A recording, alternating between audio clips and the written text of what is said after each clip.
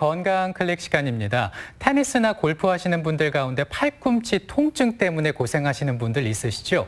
근데 이게 그냥 근육에 문제겠거니 하면서 방치를 하는 경우가 있는데 근육의 문제가 아닐 수도 있다고 하네요. 네, 바로 테니스 엘보 그리고 골프 엘보라는 질환일 수 있다고 하는데요. 네. 또 많이 이제 사용하는 부위다 보니까 관절염도 발생할 수 있다고 합니다. 그렇습니다. 그래서 오늘 이 시간에는 팔꿈치 통증의 원인 그리고 관리하는 법은 무엇인지에 대해서 좀 살펴보겠습니다.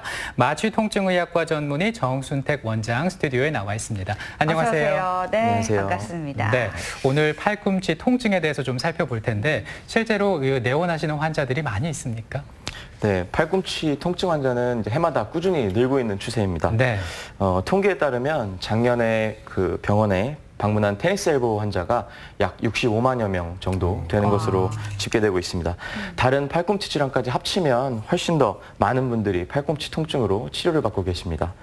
요즘은 이제 많이 더워서 야외 활동이 힘든데 봄이나 초여름 같은 이제 운동하기 좋은 계절에는 이 팔꿈치 통증 환자분들이 더 많이 발생하고 있습니다. 꼭 운동 때문이 아니라 팔을 많이 쓰는 직업을 가지신 분들도 통증이 잘 발생합니다. 팔꿈치에 흔히 생기는 질환으로는 우리가 잘 알고 있는 테니스 엘보, 골프 엘보가 있고요. 네. 그리고 이제 아주 흔하지는 않지만 팔꿈치 관절에도 퇴행성 관절염이 발생하기도 합니다. 네. 그렇군요. 그러면 먼저 이제 테니스 엘보 그리고 골프 엘보에 대해서 알아볼 텐데 네. 좀 두 질환을 비교하면서 한번 설명을 좀 들어볼게요. 먼저 발생 부위가 다르다고요. 네, 맞습니다. 먼저 간단하게 팔꿈치 모양을 살펴보고 가겠습니다.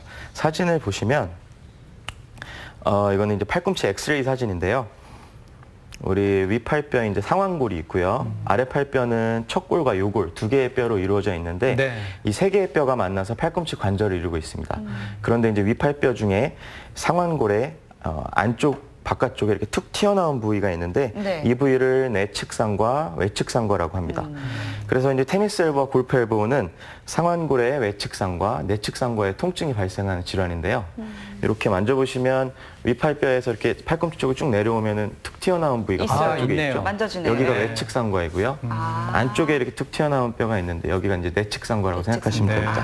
그래서 이제 간단하게는 바깥쪽이 아프면 테니스 엘보, 네. 안쪽이 아프면 골프 엘보라고 생각하시면 됩니다. 네. 먼저 테니스 엘보는 아랫팔에 위치한 이 손목 신전근을 무리하게 사용한 후 힘줄에 이 외측 상과에 힘줄이 부착하게 되는데 네. 이 힘줄에 염증이나 미세한 손상이 발생하면서 통증을 일으키는 질환입니다. 네. 이 테니스를 할 때 백핸드 동작을 많이 하게 되는데 그렇죠. 그 동작을 무리하게 하고 나서 통증이 잘 발생하기 때문에 이름이 테니스 엘보로 붙은 것이고요. 네.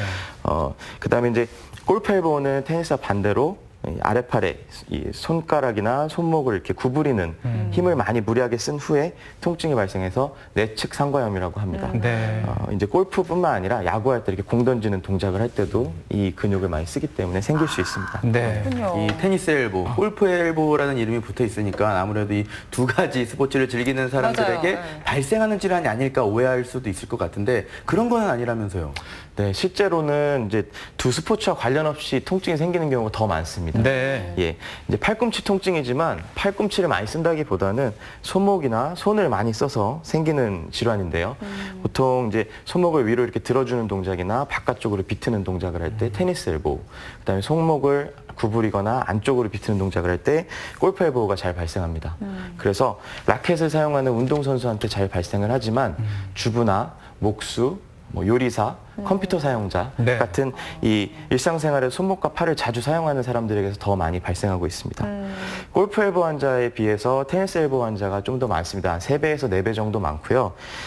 통계에서는 2018년도에 테니스 엘보 환자가 약 65만여 명 정도, 네. 골프 엘보 환자가 약 18만여 명 정도 집계되고 있고 40대에서 50대에 제일 많습니다. 그리고 이제 성별을 보면 거의 비슷하긴 한데 남성보다 여성이 조금 더 많은 것으로 되어 있습니다. 네. 그렇다면 이제 증상이 어떨까 궁금해지는데요. 이 두 질환의 공통점과 차이점이 있겠죠? 네, 이제 뭐 테니스 엘보는 이제 위치 자체가 다르죠. 테니스 엘보, 네. 골프 엘보는 테니스 엘보는 팔꿈치 바깥쪽 외측 상가 부에 통증이 발생을 하고요. 이제 눌렀을 때 통증이 상당히 심합니다. 네. 그리고 손목을 이렇게 손등 쪽으로 젖힐 때 통증이 심해지고 팔꿈치뿐만 아니라 아랫팔 쪽으로 네. 손목 신전근 쪽으로 통증이 내려가기도 합니다. 그래서 이제 물건을 들 때나 병뚜껑이나 문 손잡이를 돌릴 때 통증이 생기면서 손에 힘이 빠지기 때문에 일상생활을 할 때도 많이 불편합니다. 심한 사람은 가벼운 물컵을 들 때도 아프고 아, 그 정도군요. 네네. 밤에 잘 때도 통증 때문에 수면 장애가 생기기도 합니다. 네. 다음 이제 골프 엘보는 이제 팔꿈치 안쪽에 내측 상과 부위에 통증이 발생하고 여기도 역시 이제 눌렀을 때 상당히 아픕니다. 그리고 손목이나 손가락을 구부리는 힘을 줄 때 통증이 심해지고요. 역시 아래쪽 손목 굴곡근까지 통증이 내려가기도 합니다. 그리고 이것은 이제 세수할 때나 팔을 쭉 펼 때 통증이 그렇겠네요. 생기기도 합니다. 네. 일상생활에서 굉장히 또 불편할 것 같고 이제 설명을 들어보니까 네. 이제 팔꿈치 안쪽과 바깥쪽에서 발생한다는 이제 차이는 있는데 환자분 입장에서는 증상을 제대로 이제 느껴지지 않을 수도 있을 것 같은데 진단은 또 어떻게 하나요? 보통 이제 진단은 환자의 병력이랑 증상을 토대로 이루어지게 되고요. 네. 통증 부위를 이제 의사가 확인을 하고 그다음에 통증이 유발시키는 동작을 취하게 해봐서 통증이 이제 느껴지면은 진단이 이제 되게 되는데 보통 엑스레이 검사를 통해서 골절이나 관절염 등 다른 질환이 있는지 확인하기도 하고요. 그다음에 이제 힘줄에 석회가 침착돼 있는 분들도 있는데 그런 것들을 확인할 수도 있습니다. 다음 사진을 한번 보시면은 네. 이거는 이쪽은 이제 내측 상과인데요. 이 공통 굴곡권에 지금 이 희끗희끗한 부위는 네. 정상적으로 없는 것이고 힘줄 부위에 석회가 이렇게 침착된 생긴 모습입니다. 거군요. 저거는 네. 왜 생기는 겁니까? 이거는 이제 많이 써서 생기는 퇴행성으로 볼 수도 있고 그렇군요. 뭐 주사를 맞고서 석회 물질이 침착되기도 하고 뭐 네. 여러 가지 원인이 있을 수 있습니다. 네. 네. 그 다음에 보실 사진은 이제 초음파 사진인데요. 이것은 이제 테니스 엘보의 초음파 사진입니다. 네. 우측은 이제 정상 부위인데 여기가 이제 외측 상과라는 뼈 부위고 네. 이 부위가 힘줄 부위인데요. 네. 반대쪽 보면은 많이 두꺼워져 있고 아, 그렇군요. 좀 지저분해 보이죠. 네. 그러네요. 이것은 이제 약간의 파열이 동반되어 있는 사진입니다. 그리고 다음 사진은 이제 골프 엘보 환자분의 사진인데 이쪽은 좀 전에는 외측 상과였고요. 네. 요것이 이제 내측 상과인데 내측 상과에 붙어 있는 공통 굴곡권의 힘줄이거든요. 네. 그런데 여기는 이 까맣게 좀 염증으로 부종이 생겨 있는 그러네요. 네. 이제 이렇게 이제 초음파 영상을 통해서 좀 진단에 대해 좀 도움을 많이 받을 수가 있고요. 네. 치료가 잘 되지 않는 경우에는 MRI 검사를 통해서 조금 더 정확한 진단을 할 수 있고 필요하면 뭐 수술까지도 고려할 수가 있습니다. 네. 네. 일단 통증이 있다 보니까 아무래도 생활하는데도 불편함이 많을 것 같거든요. 집에서 이런 증상들을 완화하는 방법도 있을까요? 네, 이제 이렇게 뭐 운동 손상이나 아니면 뭐 무리하게 사용해서 염증이 발생하는 경우에는 집에서 얼음찜질을 좀 해주시는 게 도움이 많이 됩니다. 보통 10분에서 15분 정도 하고 쉬었다가 반복해 주는 게 좋고요. 이제 손과 손목의 움직임을 제한할 수 있는 보호대나 보조기를 사용하시면 좋습니다. 네. 이 팔꿈치 통증이기 때문에 팔꿈치에 보호대를 하시는 분들이 되게 많은데 네. 실제로는 이 손목이나 손을 사용해서 생기는 질환이기 때문에 네. 이 손목 보호대를 좀 추천드립니다. 그래서 이제 제일 중요한 것은 손목 사용을 자제하고 충분히 휴식을 하는 것이고요. 네. 운동의 경우에는 그냥 쉬면 되지 않습니까? 그렇죠. 그런데 이제 직업과 관련됐을 때는 쉬지 못하는 경우가 많아서 맞아요. 예. 이 팔꿈치 통증이 이제 치료가 잘 안 되는 경우가 많고 만성화되는 경향이 많습니다. 그리고 또 이제 좋아졌다가 다시 또 재발하는 경우도 많고요. 네. 그러니까 이제 얼음찜질이나 손목 보호대를 하는 게 도움이 되는데, 네, 그럼에도 불구하고 이제 낫지 않는 경우에 병원에 간단 말이죠. 처음부터 수술을 해야 됩니까? 보통 처음부터 수술 치료를 고려하진 않고 네. 이제 경미한 초기에는 비수술 치료로 충분히 호전이 가능합니다.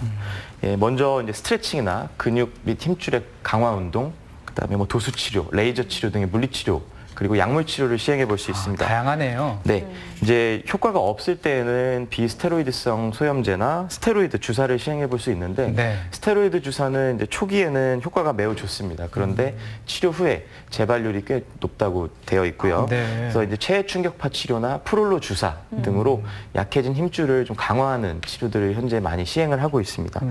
그리고 이제 치료 방법이 다양한 만큼 초기 치료 효과가 좋은 것으로 알려져 있긴 한데 증상이 호전된 후에 반복적인 손목 사용으로 이런 좀 재발하는 경우가 상당히 많습니다. 그래서 예방이나 재활이 되게 중요하고요.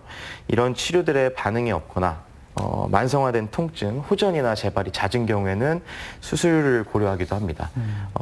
이 수술은 이제 대개 힘줄의 염증 부위랑 손상된 부위를 그냥 이렇게 도려내거나 제거하는 수술을 하게 되는데 네. 관절 내시경 수술을 하기도 하고요. 네. 이제 절개해가지고 개방적 수술을 하기도 합니다. 네. 그리고 이 두 질환과 함께 관절염도 발생할 수 있다고 하셨는데 저는 이 무릎 관절염과 이 손 관절염 얘기는 많이 들어봤거든요. 맞아요. 그런데 팔꿈치 관절염은 처음 들어봤거든요. 많이 발생하는 편인가요? 아, 네. 팔꿈치 관절염은 무릎이나 손만큼 많이 발생하는 질환은 아니고요. 네. 오히려 좀 약간 드물다고 해야겠죠. 유병률이 한 2% 정도 되는 것으로 알려져 있습니다. 이제 무릎 관절염은 여성에게 많이 발생을 하는데 팔꿈치 관절염은 남성에게 많이 발생을 하고 50대 정도에 좀 호발하는 것으로 알려져 있습니다. 네. 팔꿈치는 이제 아까 보셨지만 위팔의 상완골, 아래팔의 이제 요골, 척골 세 개의 뼈가 만나서 관절을 이루는데 이 관절면의 연골이 이제 닳거나 손상되고 뼈들이 좀 이제 증식하게 됩니다. 예, 그래서 통증이 생기고 이제 운동 제한이 나타나게 되는데요. 이제 보통 목수나 정비사 기계를 다루는 직업이나 이제 건설 현장에서 일하는 직업 등 팔을 많이 쓰고 힘을 많이 쓰는 그런 분들한테 많이 생기는데 네. 주로 쓰는 팔 쪽에 많이 생기고 양쪽에 대칭으로 생기기도 합니다.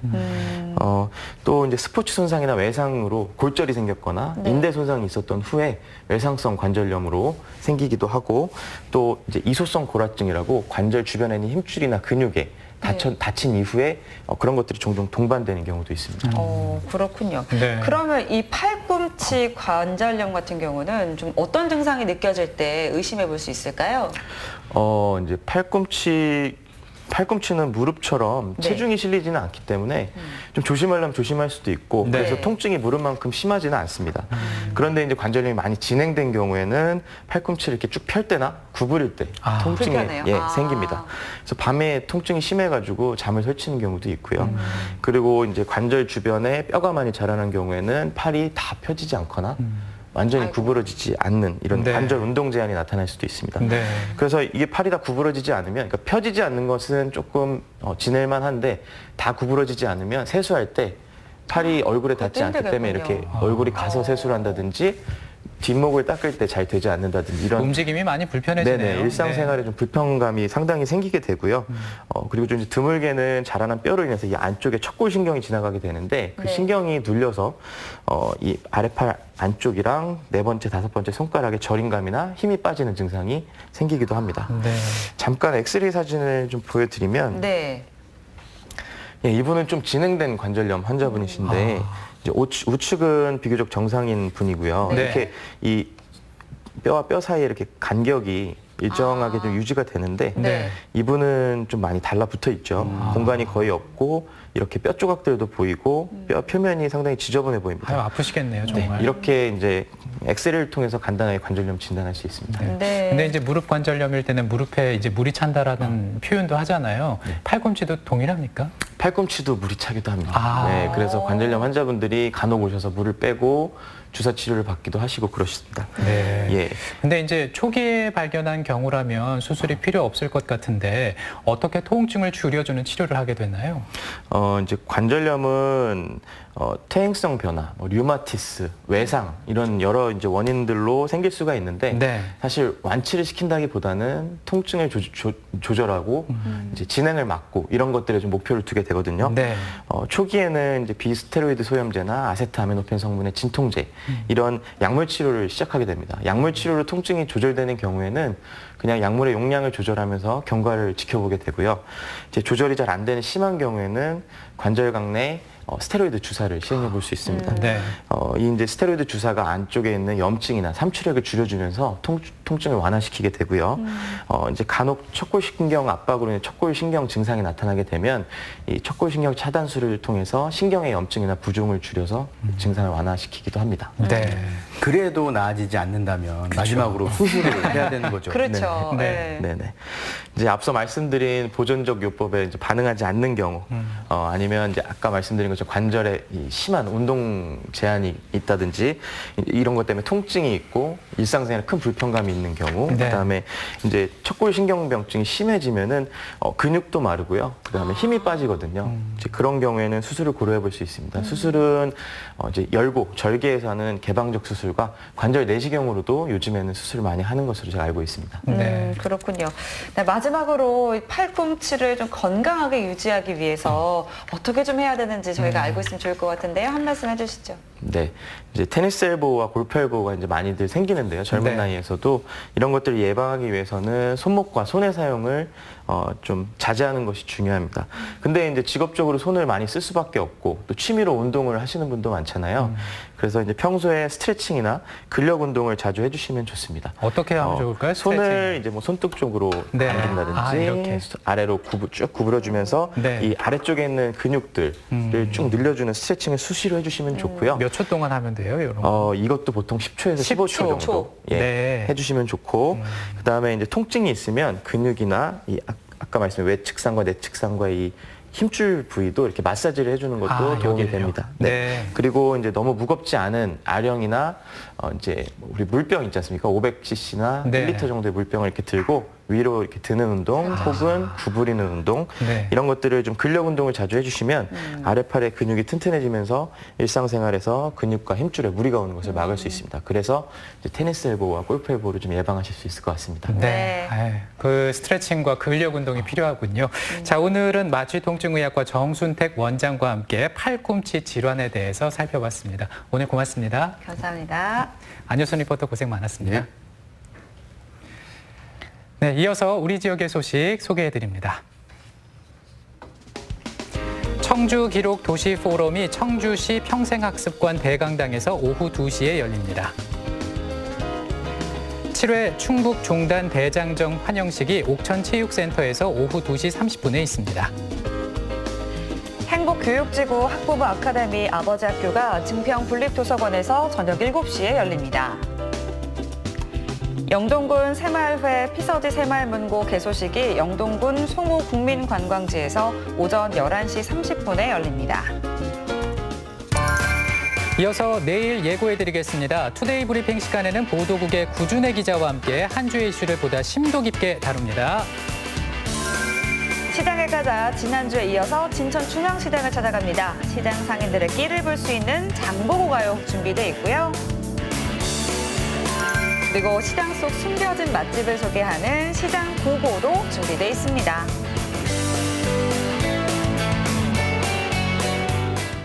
요즘처럼 더운 날에는 뭘 먹어도 그리고 뭘 해도 덥다라고 생각하시는 분들 계실 텐데요. 더위를 빨리 식힐 수 있는 방법을 몇 가지 좀 소개해드리겠습니다. 네, 먼저 맥박이 잡히는 손목 부위를 좀 차갑게 식혀주는 것도 도움이 되고요. 네. 그리고 수분이 많은 과일과 채소를 많이 드시는 것도 더위를 식히는 데 도움이 된다고 합니다. 네, 그리고 멘톨 성분이 함유된 페퍼민트 오일 있죠. 그것을 목 뒤에 발라주는 것도 도움이 된다고 하고요.